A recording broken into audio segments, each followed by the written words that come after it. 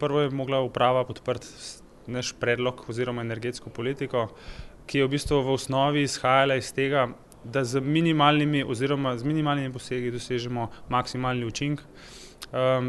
Iz tega naslova smo tudi razdelili v bistvu aktivnosti po nekih prioritetah.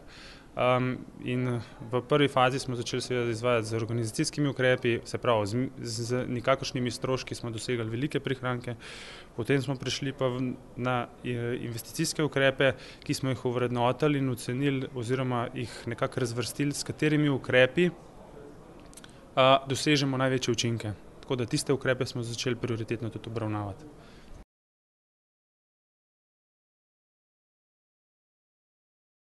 Zdaj jaz sam težko rečem, namreč mi smo tudi nekaj denarja iz kohezijskih sredstev pridobili, se pravi direktno iz Evropske unije, in sicer za prenovo Mercator centra Ljubljana v Šiški.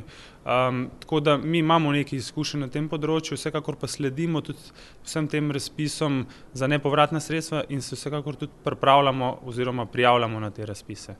Tako da sam osebno težko rečem, vem pa, da v začetku oziroma v preteklosti so bile velike težave predvsem z administracijo in pa z temi stvarmi, no, se pravi urejanje papirjev, administracija, ne pa toliko sama izvedba projektov, no. To je bila neka moja izkušnja osebna, no.